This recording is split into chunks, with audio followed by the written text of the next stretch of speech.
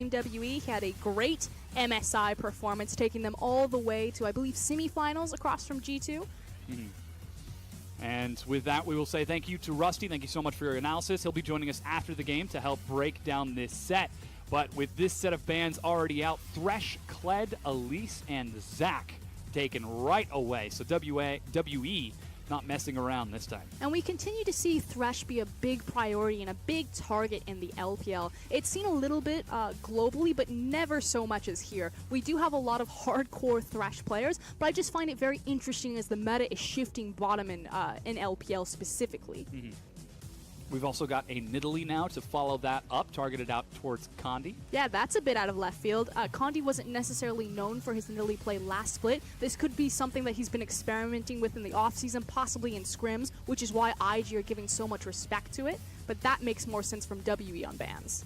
Yeah, Galio now going to be the final ban for WE. So now we get a chance to finally see a game without a Galio. He has been absolutely massive in the LPL, I think all over the world so far. And now just down on that rung is going to be Karma as well, still following up after her massive swing in popularity. I mean, that said, Lulu is still readily available, so if they want to counteract that support with another strong kind of shield composition type of support, Ben could look to pick that up. Ben typically, though, likes to go towards the Malzahar. Malzahar's changes haven't come through yet. Those come through on 7-11. We're still on 7-10. So I'm expecting good things from Ben, because I feel that Malzahar is actually in a relatively strong place right now. Yeah, and we're seeing WE prioritize their bottom lane. Caitlyn locked in right away from Mystic, and as you mentioned, that Lulu's still available.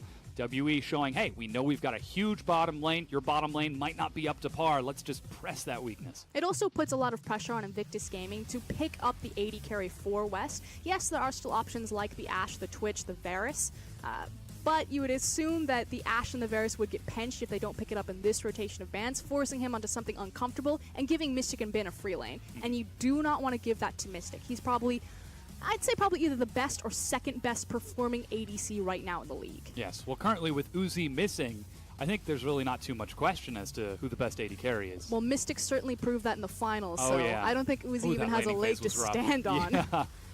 We'll have to see if Uzi can make a glorious return against WE and reclaim that title for himself. But for now, he was missing yesterday. We'll see in the future. Varus is going to be the pickup for West, and Syndra locked in for Rookie. So very early carry priority. They're also showing that Karma to be support, saving up for Ning in the jungle and Duke in the top lane. And this was the question that I had. Would Shie pick his mid laner going into Syndra, or would he leave it for a second rotation? Looks like he's going to be jumping on the Cassidy train as well. It's nice because it is flanked with strong wave clear and Caitlyn. I'd like to see them round that out a little bit more, because so many teams, JD in particular, are running into this problem where they have the Cassidy, and if he doesn't go off in the lane phase, with things like Rift Herald, with things like Baron, he just gets overwhelmed and you can't stall out or clear your towers well enough. WE now shifting their focus towards the top lane, respecting Duke very much, banning out that Jace, and Duke, the carry top laner from SKT, now finds himself in a carry top meta against the likes of Team WE. I'm actually really glad that you bring up SKT, because what was interesting is you could tell that that team had kind of taken a break, relaxed a little bit, taken their foot off the gas, because when they came back into LCK, they also struggled to kind of adapt to the meta. They looked really out of place. Samsung really just ran over them, and I'm curious if that's going to be the same case for Team WE. How seriously have they taken their offseason? Yes, they participated in Demacia Cup. They didn't have 957. Is this a case where, you know, they came back from MSI, they did a little bit of a breather because they didn't get the space to take a break and relax? Or have they been hard at work and they're going to be ready for IG? Well, so far they are respecting the legacy of that top laner, banning away Duke's Fiora, which I'm fairly certain has single-handedly inspired about half of the current solo queue Fiora players. Huge on that champion, but he's going to have to show us something a little bit different, as we've got Rumble, Kled, Galio, Jace, and Fiora all banned away from both sides of the top lane. And now Lee Sin banned away from Condi. He's absolutely huge on that champion.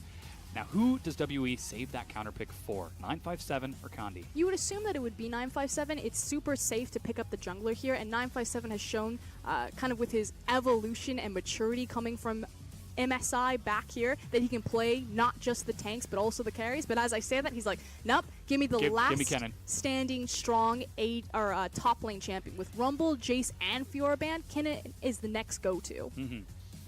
And what better way than to deal with that than just by dropping the hammer? As Olaf is locked in, actually this could be for Ning. We're expecting it's up. Yeah, I expect that it'll actually be in the jungle. But as they lock in Kha'Zix, you're correct, it is top lane Olaf. Turns out it is going to be hammers all over the place. I say hammer, it's an axe, or a drumstick, depending on which skin you want to use. But excellent champion. Really good at putting Yordles into the dirt. It's also a pretty volatile lane across from Kennen. Yeah, you do have some trading windows with Olaf on the axe as well as the big true damage burst, but Kennen is the ranged champion going into a melee matchup, so we'll see how well Duke plays this. He has outperformed skill-based matchups before, but 957 is certainly no slouch. Yeah, and with this, we now have our final champions locked in. Gragas is the final pickup for Team WE. 957 needs to hurry up and swap that Caitlyn down to Mystic, unless... There he goes, okay.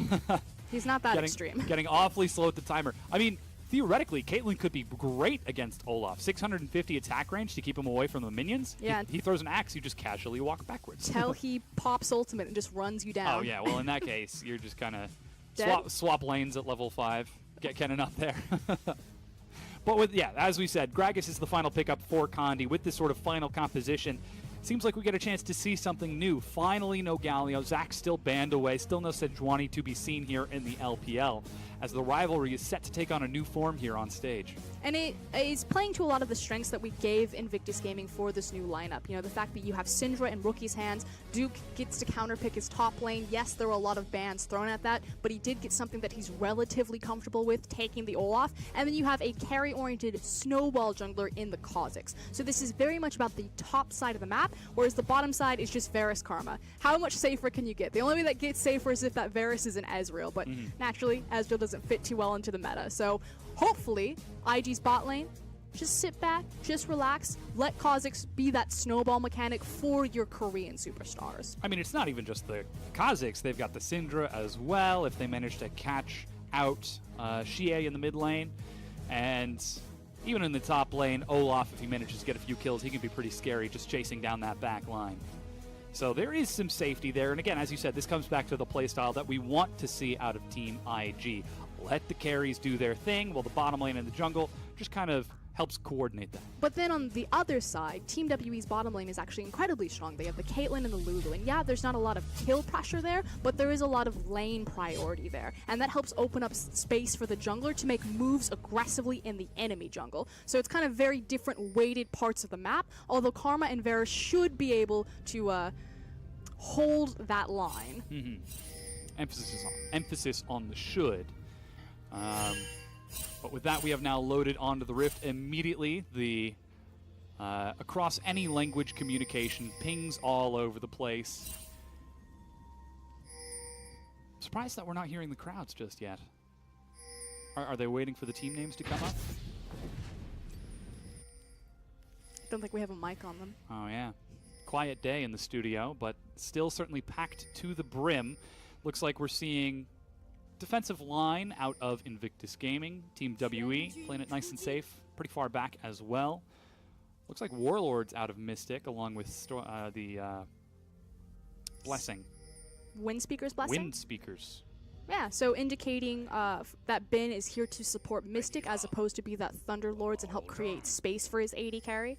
Again, we talk about where these teams have weighted in their bottom lane as, hey look, it's the Bash brothers on the top side of the map that are already making a very aggressive invade, laying down vision and taking away the Raptor camp. You can see 957 currently sitting in his tri-bush, waiting to try to get an eye on that Olaf as he makes his way, and actually drops a ward just to be safe. As Ning clears out the camp and gets level 2, blue buff being finished up by Condi. How does he follow up? Yeah, wants to protect that there's not a cheeky Raptor into red buff into top lane gank. And Condi's response that you were talking about is actually to slip in and maybe do something cheeky of his own. West and Megan were very aggressive and asserting their dominance early on in this lane that now leaves them exposed if Gragas chooses to slip in underneath the creep wave. If he's going to go, it's going to be now. Yeah, he's creeping forward. Mystic's already jumped to half. That's exhaust onto Megan. Condi walks forward, gets the barrel, misses, actually does connect with the body slam. First blood, Mystic. And just as we were saying, Team WE are all about their bottom lane. So Invictus Gaming, they walked in over a ward, gave information to Team WE that Ning was going to be on the top side of the map, then used that information to punish and snowball Mystic ahead. This is the play that we expect from the MVP of Split #1.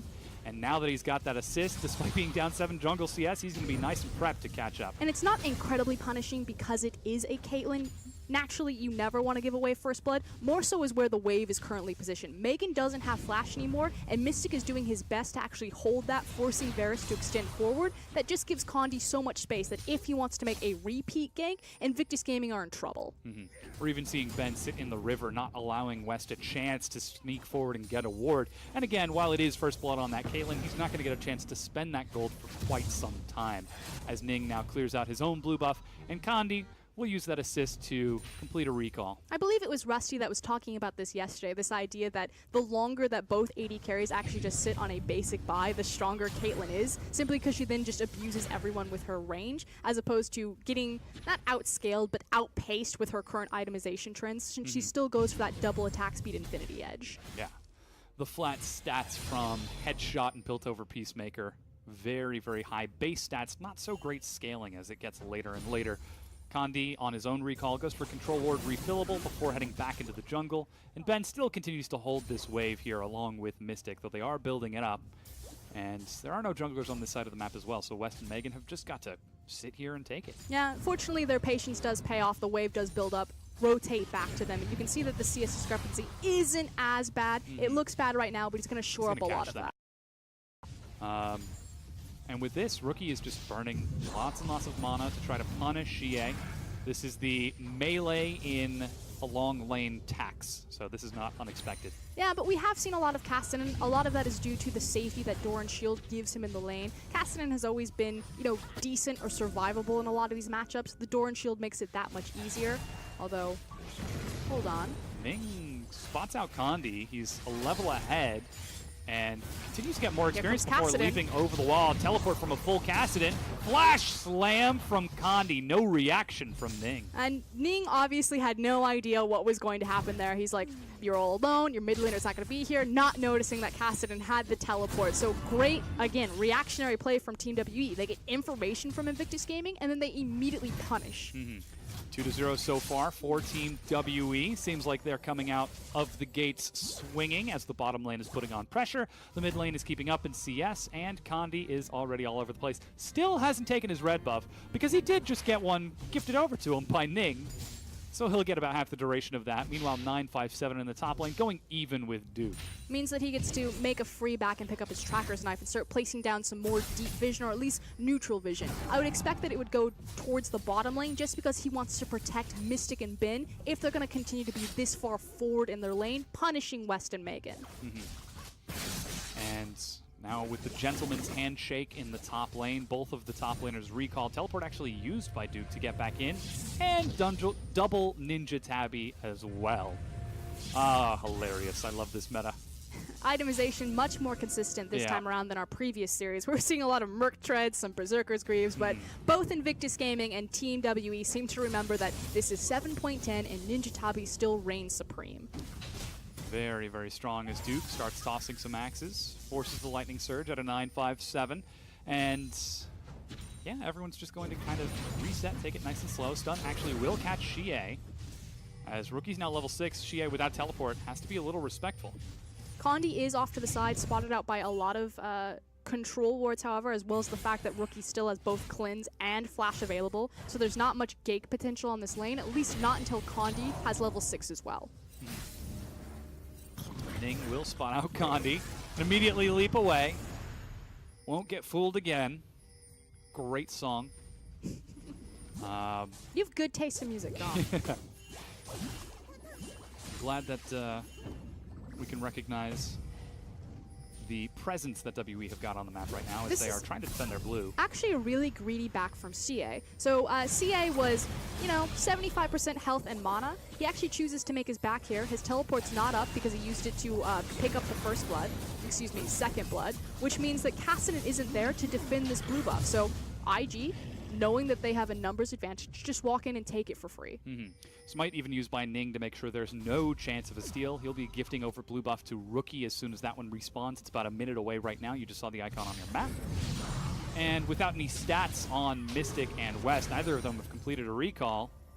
They're forced to just sit back, take that initial harass and trade before returning to their lanes. The difference is that Ben is made his back already, whereas Megan has not. So you can already see the Sightstone, as well as the fact that Caitlyn is currently in the 2v1. That's fine for her, but it means that any sort of advantage that they had initially had, he hasn't abused it yet. They've actually just kind of given it away to secure more vision. So this is Team WE. You know, we talked about how they had forged their sword. They can now consistently play an early game. Actually going back to more of their archer status. You know, you have Condi on more of a slower pace facilitating jungler as opposed to that hard carry Lee Sin that we like to see from him. You have the Caitlyn coming out of Mystic, a champion that's really going to spike on 3 items kind of around mid-late game. And then you have Cassidy. I feel like this is all the makings of Team WE playing a very slow, controlled, methodical game. Question is, can IG break that apart? They've already been hamstrung by those first 2 kills, and now 1,000 gold lead for WE at the end of it. First recall is completed Zerker Greaves and BF Sword from Mystic. Xie is currently sitting on his Catalyst and a Null Magic Mantle as he completes his 4th recall in 9 minutes. But the BF Sword Zerker Greaves from Mystic isn't as punishing as it normally would be. Again, we're in the Doran Shield meta. And unfortunately for Caitlyn, she is a poke-based champion as opposed to an all-in champion, especially when paired with Lulu, who has Windspeaker's Blessing instead of Thunderlords. You then look at the sustain that West has itemized. There's no way that they kill this bottom lane without interaction from either their mid laner, their top laner, or their jungler. So then to go back to the question that we posed earlier, can IG break Team WE? Historically, the answer has been no. I mean, all of last split, WE looked so dominant with this patient style. I don't think it's necessarily can they. The answer will always be yes. It's where do they? And I think that's with Rookie on Syndra. That's the big explosive champion. You team that up with someone like Kha'Zix, big burst damage, a lot of assassination potential and pick potential, but they need to unlock those two. And you can see how safe we're seeing Xie play as a result of that. Catalyst, Null Magic Mantle, and the Doran Shield. He's got a Dark Seal just for funsies for a little bit more sustain in lane, but still not a single AP item to his name. Playing nice and safe, though we are seeing IG put some presence down here on the bottom side of the map. Condi will clear out his Gromp, or at least try to. Ning is sitting there with Smite, and Gromp gets reset. Just wasting a lot of time, but IG have done a phenomenal job controlling that bottom river. Again, we speak to all of the control wards, as well as the fact that Ning is constantly peeking into Condi's jungle, keeping track on him. And if your only responsibility on a team with such strong solo laners like Duke and Rookie is just to track the enemy jungler, that's a fine position to take. Ning still moving around. It's Duke starting to chuck some hammers, eats a stun, immediately that's the Ragnarok, but misses the follow-up to Undertows. And exactly this, Duke and Rookie are naturally winning their lanes right now. Look at the CS differences between the Olaf and the Syndra comparatively to their lane counterparts. Ning doesn't have to gank those lanes, he just needs to keep them safe. Look at that regeneration from Duke. Even with the Ragnarok off, he's still winning trades with 957. As Xie with low mana is forced to sit here and take this harass if he wants minions. Condi sneaks forward, spots Ning out over the wall, still goes for the flash. Body slam, there's a cast, and he actually will go down, but Xie with no mana can't follow up. Megan with the roam keeps his mid laner safe as they get 2 kills of their own and continue chasing, but let Ben go. Dom, you asked me if IG could break Team WE, and I said yes, but it would be with Ning and Rookie. That said, they don't have to go wandering. Yeah. Team WE walk into their jaws, and they clamp down. A phenomenal outplay from Rookie, nets him his first kill of the game. You know, you're really good at this. You should do this for a living. I'll try. Here's that go again. You can see Condi pull the trigger, but there's just not enough. Also an excellent cleanse there from Rookie, and then just Shaquille O'Neal dunks right on top of that. Fortunately, then she is like, I'm in too deep. He tries to trade 1 for 1, but they pulled perfect their supports over, and Megan saves the day with a nice clutch shield. That means the AD carries are left farming on their own, but like you said, Duke passively winning top lane, forces the earlier recall from 957, gets himself a level advantage and a 15 CS advantage, whereas Rookie now 1-0-1, finishes off a nice early Morellonomicon. And now the map is moving over. Mystic is patient, The scary thing, though, is that Rookie was forced to burn both Cleanse and Flash, which leaves him open, which is why you see Team WE kind of shadowing underneath him. Right now, they're deciding to just place Deep Vision, but they're pretty much waiting. Is Varus going to overextend, or is Syndra going to overextend? And look at IG on the map. They are sitting under their turrets right now, with the exception of Megan, who's still being nice and patient. Ning is going to walk forward. Condi drops it. There's the ace in the hole, and slam dunk. Condi puts him in the bin. If Rookie was Shaquille O'Neal, was that like Kobe Bryant? Just dropping it down.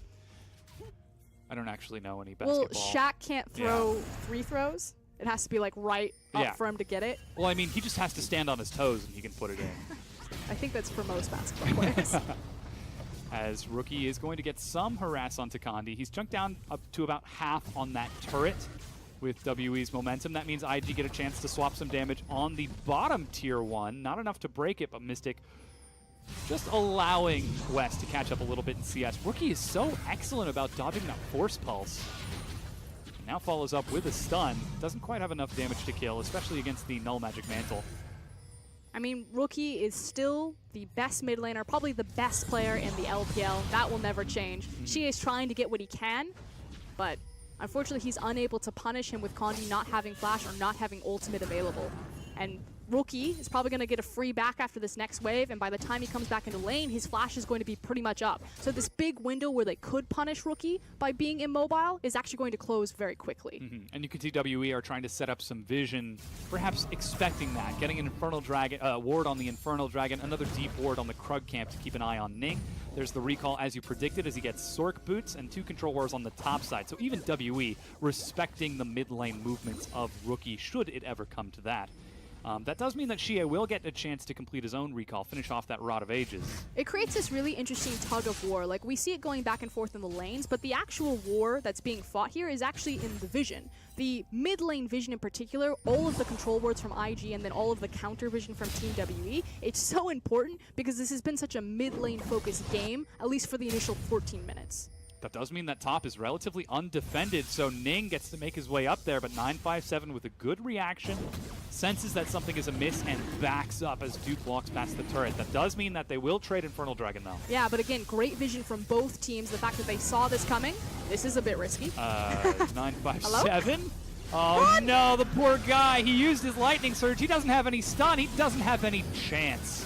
Leapt upon by Ning, and he gets Goomba Stomp. That's one of those moments where I was like, there's no way he'll just intentionally feed. That does mean that first turret goes over to IG, but WE answer by going bottom. West will sit under his tier 2 and try to defend, but there's no one there to help him, and he's up against 3 right now. Duke continues pushing. He's got his teleport. How far can WE go? WE do have the tempo advantage because, like you said, they do have multiple men. Kassadin also making a rotation here, but not necessarily the creep wave. Krug's trying to help out. Yeah. That is going to be Herald instead, answered by Invictus Gaming on the other side of the map. Duke lets go of his push, knowing that he'll be able to take that turret later, especially with the help of the Herald. Which ultimately means that Invictus Gaming are still ahead here. I actually don't like giving it to the jungler. I would prefer it to go to the top laner. I understand, though, by giving it to the jungler, that he's more often to kind of roam around to the other lanes. Yeah. So you have a bit more versatility into where you position Rift Herald. On the other side, though, Duke does have his teleport, so in the event of him teleporting and winning a fight, you want that Herald already there. But pros and cons. I feel like something that hasn't been experimented with as much as it should have for Rift Herald is actually split pushing with the buff. So say you are the top laner. Instead of using the teleport and then placing Rift Herald after the fight is won and then just flying V behind it, actually placing Rift Herald on the top side of the map, drawing resources to stop it, and then going to the other side of the map and taking 2 towers simultaneously. And the gold you can see on your screen right now is actually very indicative of the playstyles that you talked about just a little bit earlier. 600 gold lead for Duke, another 600 gold lead for Rookie, and Mystic about 1,000 gold ahead of West. So you predicted very accurately the styles of these teams and the players that they want to play around. Question is, can the 2 strengths of Rookie and Duke beat that of Mystic as Ning summons the Herald? She's ready to charge. And the thing is Herald as an objective takes away a lot of power from mid laners that do have that built-in wave clear, as he's just going to take this down in one fell swoop. But someone like Kassadin is then infinitely punished even harder. You can can see Ben being pulled over to try to save it. That's going to be a lot of damage, though. Oh, 2 charges off. Third of the health as it's finally going to be dropped. You can CC Rift Herald. My only concern here is that while I understand that breaking the mid tower is always going to be important, it offers you the most opportunity over deep vision on either red or blue side because you get that much farther up the map. But why not use Rift Herald into the top lane to break an inner tower? Because you are against a Kassadin. It's not like it's a Victor or an Orianna or a Syndra that can just sit there and freely wave clear. It's actually quite easy to break Kassadin's tower without using Herald. I think it's more of a rookie factor, right? You want to break down that mid-tier 1 so that your unlock the mid Syndra laner. can start moving around. As Duke, he's doing work all on his own. He drops the Ragnarok. Teleport immediately used. Ning follows up for more damage, but misses the Void Spikes. And Xie looks to chase. Gets the slow. Duke is going to die. That's Ning now left to walk away, though the rest of IG were collapsing. And that's 2 teleport plays that have put Xie back on the map. So gets second blood with the first one, and now picks up his second assist, really, on the second one. As Kandi lets out a roar in defiance before sweeping out the vision of IG on this side of the map. Rookie still putting pressure towards the mid lane, though. And Team WE are still very much on the back foot. Yes, Kassadin participated in a play, they picked up another kill, but it really doesn't mean much for them outside of just getting some space to breathe, to reset their map. You know, clearing out their vision, trying to reset their side waves. They're still very much waiting for these big item breakpoints of kind of mid to late game from Kassadin and Caitlyn. So Team WE, they're still trying to hang on. IG are playing very sneaky, though. They get a lot of burst onto Kandi, but their split target Mystic survives, but only barely, and Kandi does the same as Invictus Gaming, though they were on the same page of the play, maybe not the same page of the target. They're going to try to break down the mid-tier 2 and succeed. Though Xie, waiting behind them, is going to be clearing out a ward spotted well in advance. IG have already cleared it and made their way back. And Team WE are just hemorrhaging structures at this point. Again, their composition isn't really set up to safely kind of create a pause or a hiatus. So if they're against a team and a comp that are very proactive in taking early snowballs and punishing them, their comp has nothing to defend against it. And this has been my big problem with Team WE from the very beginning. Yes, when they went to MSI, they redefined themselves. They played this early game style, particularly through Kandi in 957. But it feels like day 1 of Summer Split, they went back to old Team WE, which is if a team just lets you shoot them with arrows and falls over, that's great. WE look great. But if a team actually gets up in your face and takes you down, Team WE crumble. Play the likes of Olaf and just run through the arrows in that case. Ben is even being pulled up now to help defend 957, as Duke is just a huge threat at this point with a catalyst of his own on top of that Black Cleaver. 957 might actually go for the kill here. He drops the Bilgewater Cutlass for a slow just to force out the Ragnarok, as West was actually pulled up as well. So, and there we finally get to see kind of the second interaction that I really wanted to showcase with Olaf versus Kennen. Kennen will never have any sort of kill threat on Olaf. Yeah, he could technically kill him, but he should never be able to catch him. Because anytime Olaf doesn't like this matchup, he's just going to peace out and run off. Yeah.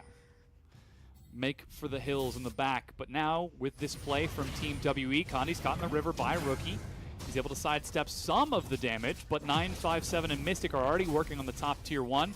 West and Megan trading for it on the bottom, so it is 4 turrets to 2 right now.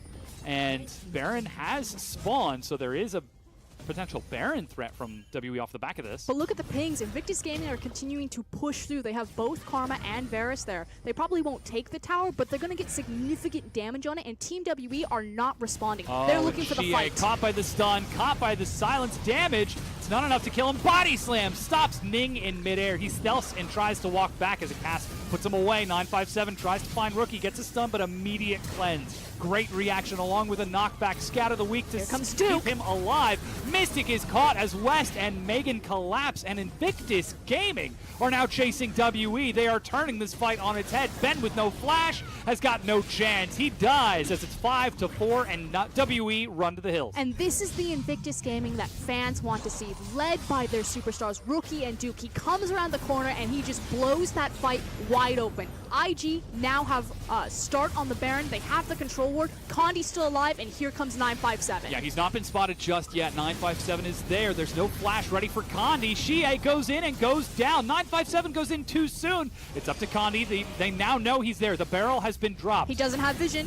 Oh, Ning leaps over. That's the smite out of the pit, but he's got flash. They burn Condi down and get the kill. It's up to a shuriken, but no, 957 backs away. Baron picked up for IG, and they don't lose a single member. Invictus Gaming looking to reclaim their throne from Team WE. They blew open the game early, got Rookie ahead, and have now snowballed. Where other teams have failed to be proactive against WE, let them bunker up. Invictus Gaming choose not to. Come on, Rookie. I was hyping you up. He's laughing right now, and you can see him. He knows what he's done.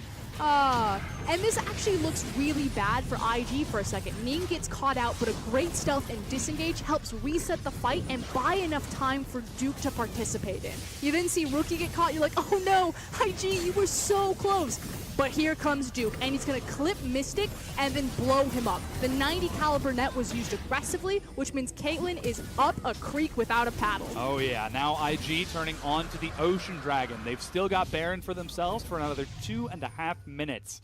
And already clearing out 4 turrets. Invictus Gaming are poised to continue their momentum forwards and push Team WE back. Yeah, great. You want to wait for 35 minutes? We'll end the game in 30.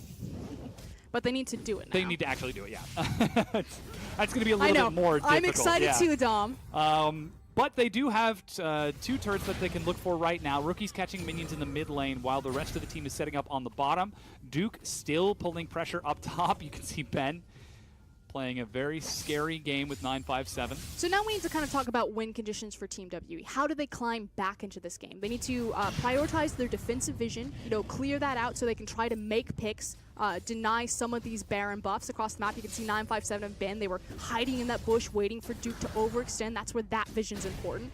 And then the fact is they just need to sit at their towers and kind of wait for this gold to be fed into them. So onus is still very much on IG to be the proactive and brave and bold team. Well, they did set up their waves and then recall. So still playing nice and safe. Duke is going to look for a control ward, sees Condi, and then immediately backs it up. Holds on to the Ragnarok, so no happy trigger finger from Duke just yet. I don't know if I necessarily entirely agree with their idea that they're playing the Baron buff in all 3 lanes. I would prefer that they kind of group up around Rookie. I feel like Syndra's really their threat on structures, threatening with Scatter the Weak. I feel right now they're just kind of feeding a bunch of free CS into Team WE's open arms. West forced to make his way forward as Mystic tries to set up a few traps and needs a little harassed for his effort. There we go. This is what I wanted. Damage. Yeah, now they bring Rookie and Ning and finally finish off the second tier 2. There's only 1 remaining and Duke is already pressed up to it. And there you go. As soon as Syndra approaches the tower, this is why she's the all-encompassing, all-powerful blind mid lane pick. She doesn't have any bad matchups, and she's also incredibly great at sieging because you can't step forward, she'll just blow you up. Now it looks like they are swapping towards the top lane. They've got a cannon minion wave, and 957 is forced to back away. Mystic's actually back in base right now as Duke paves the way for his team to clear out this final remaining tier 2 turret. Looks like Baron is about to wear off as well, so not too much more time left on it, as they did take it nice and slow to set this up. And they start sieging onto the inhib as the Baron looks to wear off. As long as this inhib and this tower remain standing, Condi, swing and a miss. Yeah. Extended duration now only on Ning, as he is going to start pushing these minions in. 5 members of IG continue chasing forward with Rookie catching minions mid. They are not Rookie, Xie. They have to respect it. The turret falls. And IG, they're still looking for some damage onto the inhib. It's getting a bit risky now. But Invictus Gaming have the confidence to do this, knowing that Condi doesn't have his ultimate, which is why they're being so aggressive here. Ooh, they need to actually finish it off, though. Look at the trap line. Moving backwards and forwards with the minions, trying to keep themselves safe with the harass. Condi, 4-man slam, looks for more, tries to follow through. West flashes back as Rookie eats a headshot. Teleport coming in as Xie back at full health with home guards. Flashes, gets the soul onto West. Zanya's to stall it out. Duke goes down to Condi. They're acing the hole onto Rookie. He's still alive, but won't be for long as Xie, the janitor Cassidon, cleans up 1, looks for 2. 957 continuing to follow, gets slowed, and IG, they lose 2, but they did get that inhibitor. Oh, great performance from Condi. Knocks up 4 people with that belly slam. Says, I don't need the cast to perform here. They finally recoup. They finally strike back. Unfortunately, it's too little too late. The inhib does fall. Wow. There's that incredible performance. Excellent follow-up from 957, but it's really just pocket gold at this point for Cassidon. The inhib, like you said, already did fall. You can see Xie follow through. They try to stagger it out into a fight, but WE just have so much chase. Pretty much, even with the shutdown bonuses and the kill gold that Xie got there, it's still not worth as much of all of the global gold that Invictus Gaming picked up in that Baron push. They got bot inner, top inner, as well as the top inhib. And now, 27.5 minutes in, they're up 7,000 gold over Team WE, the winners of Spring Split. And with this new lineup, IG, they're showing us something they haven't shown in a very long time. They're decisive, they've got a lot of life, and we're actually seeing some very good communication. That 5-man move around the inhibitor backwards and forwards with the minion wave, that's no easy feat, as West... Come on, man, I'm trying to give you a compliment. Every time we start hyping up IG, Roki gets caught out, West dies. Oh, boy. Dom, you're cursing my team. I know. Been there for every EDG upset. Going to be here for every WE/IG upset. Fun fact, Dom has cast every time EDG have lost. He cast their unlimited potential. Yeah, their unlimited potential when they fell down in 2015. You cast when they lost after going undefeated for like 7 months. I cast their loss to LGD in the semifinals, where they were expected to move forward. Their loss was what let LGD go to the 2015 World Series. EDG should actually just pay you never to cast their games. Listen, you can reach me at my email. No. Business inquiries. Yeah. As it is, though, EDG is not here. Neither is LGD. But it's WE and Invictus Gaming. And now WE press forward, looking for a pick, but not quite finding it. Infernal Dragon is up in 8 seconds, and Baron's about to respawn. Ning setting up to collapse on anyone who looks to punish Duke, but nobody wants to deal with that Berserker. But Invictus Gaming have done a phenomenal job prepping their side waves coming into this Dragon. So we saw Duke on the bottom side of the screen. Megan, no! Ooh, he actually lands the tether. No, Megan! Xie is going very far. Redemption on top of himself. It's been a real dangerous game. As I was saying, Duke has prepped top and bottom wave, and so it just creates all this space for Invictus Gaming to walk up to this freely. Yeah. With that super minions pushing in the top lane, someone eventually has to deal with it. Finally, we're starting to see 957 make his way up there. Still no teleport as he used it earlier, but he does now have his frozen mallet and the ninja tabby, so he can finally chase down Olaf a little bit better. But he does still have that Ragnarok to break free. He's never going to catch him. Yeah. Oh man, Andy's got the Righteous Glory. I love it, Duke. Phage, Righteous Glory, Ragnarok. You are not getting away from him. You're also never going to kill him. The only time he dies is when he chooses to plant his feet. When he chooses to die. So at this point, naturally, Invictus Gaming are going to be looking towards that Baron. You can already see that Rookie's clearing out the back of the pit, the last standing control ward for Team WE, and then Ben and Conti just holding hands like... Please no Syndra. At least it's not a Blitzcrank. I just feel like it's at that point where they were like sitting in the trench, and they had to like peek up and like rush across no man's land, get to the Baron, throw down the ward, and then immediately turn around and run back. Please, nobody there. But they do get their vision, and now they lose their vision as Invictus Gaming immediately turn around. Ning actually going for a quick leap and slow. He did take the evolved Void Spikes for additional utility for his team. Yeah, it makes sense with the 3 members, kind of if they want to run a 1-3-1, just because Syndra and Olaf have kill priority or safety in side lanes. Then you have Karma, the utility of Kha'Zix's W evolve, and then Varus. So very hard to actually walk down west if Kha'Zix and Karma are flanking him. And you can see how desperate WE are for vision right now. Dropping the blue trinket on top of the Baron. This is so dangerous. Come on, Ben, you know better than this. Okay, now he sees Ning. Now he knows that they've got to be there. But that, I believe that's the final blue trinket. The inhibitor has respawned. Xie is going to fall back to defend it. He's got teleport, and immediately Invictus Gaming, they started off. Xie does have, like you said, his teleport, but he doesn't have any wards to really teleport to. If he does, he won't make it in time unless he's TPing directly into the pit. Yeah, and that is not a happy place to be. Redemption on top of it as well to top themselves off. There's the teleport, but it's too late as Duke drops the Ragnarok, ace in the hole, chunks Rookie to half, and teleport is canceled, but Baron picked up by IG. Was that Invictus Gaming just backing away from a fight? Taking the objective? No. Oh, I'm astounded. What year is it? Is this the year? Is this it? Raz was LGD right. back at the top? Invictus Gaming making a play, WE rising to the cream of the crop. Are we going back in time? Okay, you calm down on the LGD. I'm even going to pump the brakes there. No, but Invictus Gaming, normally at a Baron fight like that, if this was Spring Split IG, they would have had the Baron, they would have had the game, like, let's fight them, and ran face first into defeat. This time around, they take the Baron, they collectively reset, and now they're just going to flood the map. They're going to smother Team WE to death. The meme team is back in NA. Delta Fox? Now oh my god, we're actually going back in time. You're actually just really reaching. We are going way back. Oh man, Marty McFly must be having a great time. Every time I open up Reddit and it's just a bunch of Delta Fox, I just immediately close it. This is... Oh, I wonder what's going on in League of Legends today.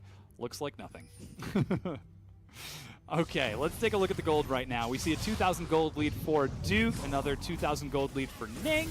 It's just pretty big all across the board. Rookies even up. They're dropping it because they want us to focus on this inhib siege right now. Baron still on IG. Condi finds Ning, but that's not the target he wants. Great reaction from Rookie to sidestep it.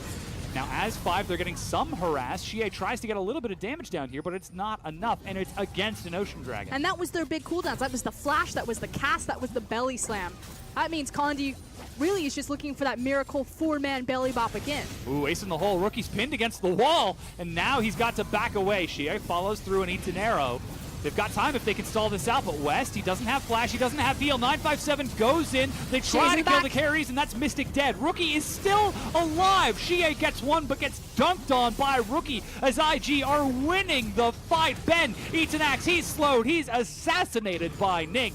4 versus 2. It's up to Condi and 957 to keep WE in this game. And there's the difference between Kassadin and Syndra. Rookie was able to delete Mystic from a distance, whereas Kassadin had to put his face on it and trade his life to try to get into that back line. Yeah, with Baron and minions coming in, 957 is the target, but he makes it onto the fountain. The Nexus turret is slowly crumbling. Invictus Gaming move to the next one. Condi drops the hammer onto Ning, but it's not enough. He's going to drop the game here as the second Nexus turret falls. 957 will watch from a sepia-toned screen as Invictus Gaming defeat Team WE. And they've done it. They have taken down the spring champions. Can they 2-0? Will they close out the series? We don't really know with Invictus Gaming. I feel like we have one great game, we get super excited, and the next one is just as rocky. But so far, things look great for an IG fan. Oh, yeah. Perhaps time to reassess the modern rivalry between the two, as they are looking very calm towards the end of this matchup. Big smile from Rookie as he stands up and makes his way backstage. The thing is that this new iteration of Invictus Gaming, as they lose that final thread that tied them to the old IG dynasty, needed to kind of prove or earn the respect of their fans. Like, we are still an organization and a team to be proud of and to be invested in. And with a performance like that, I have no problem jumping on the hype train. And now joining us to help break down this matchup is Rusty. Which hype train are you getting on? There's too many hype trains. I'm not on any of them just yet. It's week 1. Invictus Gaming do get a victory, but honestly, I don't know, man. I watched WE play that game out. I feel like they just lost landing phase, and then they lost the entire game from it. Condi tried his best. Level 2 he got a gank off. He got some good flash body slams, but at that point, when he was hitting those body slams, it was already just that little bit too late. It felt like, in all honesty, Rookie just won the game. Like, Rookie by himself just carried the entire game of League of Legends up to the very last moment. 27,000 damage on Syndra. IG go back to what works, and it really works. And I think more importantly, the fact that we got to see them as a team come together and play around this massive Syndra. When they were chasing him down in the mid lane, it wasn't just Ning showing up. We got to see West, Megan, Duke, and Ning all collapse on Mystic for trying to kill Rookie. Yeah, it's not that the Kassadin was a bad pick either, right? Like, it's a good champion. It scales well. All WE wanted to do was hit level 16, get their power spikes, and then team fight. It's just that everything leading up to that was going towards IG's favor, and that to me comes back once again. You look at the team compositions that IG put together for themselves. It's a very good pick comp. They've got a lot of single target. It was very reliant on Syndra getting the stuns, so Syndra needed to be in a position where she was ahead. Rookie got ahead. It's a lot easier than to play your composition out. Ning wasn't exactly the crazy standout performer, but he still did his part, right? Like, he was invading the jungle. Mistake or not, he's finding out where Condi's going to be, and he is at least preventing Condi from ganking in a very traditional sense. When Condi got a gank off, it was cheesy. So, like, overall, what we are seeing from Invictus Gaming is more of the recipe for their success that we know and expect from them, but more consistently appearing simply because Ning's able to pressure the jungle. Yeah, and the fact that we were seeing him supplement the two Koreans as expected with Duke and Rookie, and you're right, as he did make that mistake, sort of face-checking into Condi, he was able to adapt, taking that sort of utility role during the course of the game to the rest of his team, trusting in his carries to really step up. I mean, do you really have a choice not to trust your carries when it's Rookie and Duke? You have a choice. It's not the right choice. Well, yeah, like, you do go. have one. No, understandably, right? Letting the superstars, letting the carries be carries, letting the game play out how you intend to play it. And most importantly, winning early. Winning when it has to be done early. Like getting the early Baron fights, generating picks, sitting in side lanes, doing all of the right things. Yeah, that was the thing for me, is how proactive and how decisive Invictus Gaming were being. And not just when they were grouped as 5, but how they were communicating that decisiveness across the map. Like, they were never having wasted efforts. You know, Duke is performing and taking something up on the top side of the map. The rest of the team is making use of that pressure, taking something on the bottom side of the map. And that's something that was normally missing from IG. And this is all a part of the replay that I actually have for you all, where it actually starts around 22 minutes at the Baron buff itself. The reason all of this happens is because Invictus Gaming have got 2 members bottom lane. This is a pick attempt that they put onto Xie. It's a way to stem the Baron threat or prevent it from actually happening in the first place, right? Condi makes a small mistake, but these things happen and people are able to survive. This part is the worst form of communication from WE and things that you don't expect, right? There is no world where Mystic nets forwards to try and one-hit Rookie, who has more health than one hit would ever provide for them. It's honestly just silly of WE. They should have at least acknowledged what was going to happen. That is, the bottom lane was rotating over. You had about 15 seconds to try and make a play. Invictus Gaming, they were like, you know what? Let's give you the play. You want to go for it? Go for it. Like, let's just try and kill someone. WE, they try and bounce back on that, and then they get too tunnel visioned. They're just seeing red. It means they're not communicating or thinking about what their win conditions are. They wanted to scale. Like, that fight is what lost them the game. Perhaps maybe a little bit of miscommunication between looking for that long-range, waited out versus the early game aggression that they have been playing over the past few weeks at MSI and towards the end of the LPL spring split. So Rookie did get the MVP, no surprise there, as his Syndra was absolutely massive over the course of that game. He was landing stuns. He was just doing tons of damage. I think the most astonishing thing was that last team fight where he survived with, 200 health and then still was able to delete someone without dying himself. Huge. I mean, it's Rookie, and he got a champion like Syndra, so no surprise. We see so many mechanical, incredible feats from this guy. He is the best player in the LPL right now in straight mechanics. And they picked it in the 3rd rotation as well, so they exposed themselves in some other roles. They force a Kha'Zix pick out for Ning to give Rookie the champion that he wants, and they're actually able to make that work successfully. So Invictus Gaming, they've got more than one trick up their sleeve when it comes to drafting. They're not drafting in a traditional sense, but they still play it out incredibly well. Yeah, the question is, can they show us this continued success in game number 2? We're going to go ahead and take a quick break while we get that match ready. Don't go anywhere. We'll be right back.